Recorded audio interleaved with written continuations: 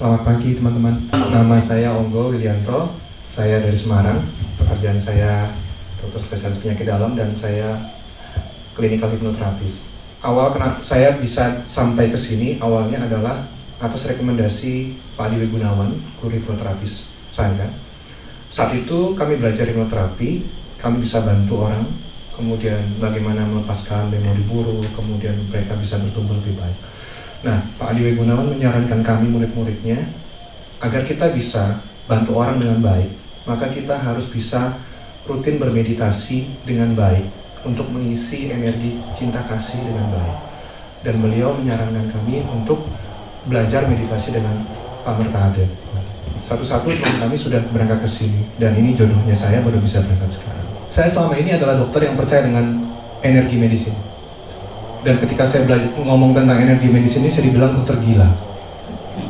Tapi pada faktanya saya menemukan fenomena pasien-pasien yang mereka banyak rewel, banyak mengeluh, keluarganya banyak rewel, banyak mengeluh, akan sembuh lebih lama dibandingkan pasien-pasien atau keluarga yang lebih nerimo, lebih legowo. Itu lebih cepat proses penyembuhannya. Dan saya merasakan bahwa ada proses dia nerimo, kemudian baru saya dipaham di sini bahwa ada energi cinta, kemudian diberikan kepada tubuh yang sakit, itu bisa dipancarkan dan itu membantu sekali proses penyembuhan pada pasien. Dan kemudian jadi ada suatu titik di mana saya itu mau ulang tahun. Nah, di situ saya banyak permenungan dari hasil bertemu dengan banyak pasien, bertemu dengan pengalaman hidup. Saya sampai satu titik punya suatu insight di mana kita boleh panjang umur, kita boleh hidupnya, tapi panjang umur itu kita harus sehat. Kalau tidak sehat, kita akan menderita. Kita boleh panjang umur, tapi kalau kita panjang umur, kita tidak bijaksana, kita akan bisa menjadi penderitaan bagi orang lain. Nah, dari situ kemudian saya berproses, akhirnya saya baru berjodoh di sini dan saya mengerti dan memahami sendiri dari apa yang telah saya baca selama ini tentang energi, bahwa tubuh kita partikel terkecil itu adalah wave getaran, dan wave itu dimulai dari ketidakadaan. Dan ketika saya belajar itu, membaca itu, saya baru bisa memahami apa yang dulu di film Sun Gokong waktu saya SD itu. Ada Biksu Tong bilang, isi adalah kosong, kosong adalah isi. Hidup mungkin seperti korek api dinyalakan, korek api kemudian ada sinar di situ. Sinar itu adalah pancaran kebaikan atau keburukan yang kita lakukan. Kemudian korek apinya habis, itu artinya kita mati. Ketika kita mati, tinggal hanya asap. Asap itu adalah kenangan akan hidup kita. Kita ini baik atau kita ini buruk. Kemudian setelah itu asapnya habis. Berarti apa? Sudah nggak ada yang kenang kita, udah nggak kenal lagi kan, seperti itu. Di sini saya akhirnya bisa merasakan yang namanya cakra, yang selama ini saya cari-cari, saya nggak ngerti. Ternyata saya bisa merasakan itu.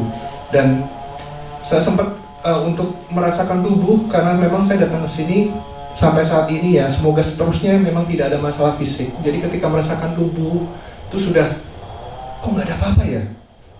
Kok baik ya? Oke. Kemudian saya lebih detail lagi, karena sekarang saya dokter, kemudian saya bisa memvisualisasikan anatomi otak di dalam seperti apa, kanan kiri, detailnya, hipotalamus seperti apa, cerebellum seperti apa, kemudian hidung, mata semua masuk sampai semua organ dalam. Saya visualisasi, saya rasakan getaran-getarannya itu baik-baik aja ya.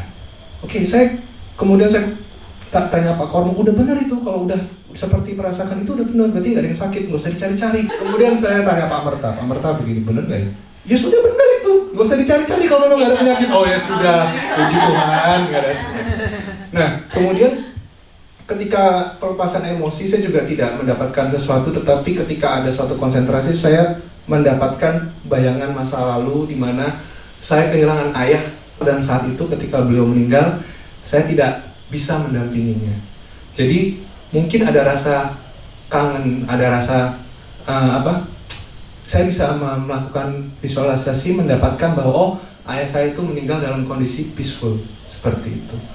Dan dari ya seperti disarankan Pak Merta, kita kirimkan energi cinta kasih, kita doakan orang tua kita yang masih hidup.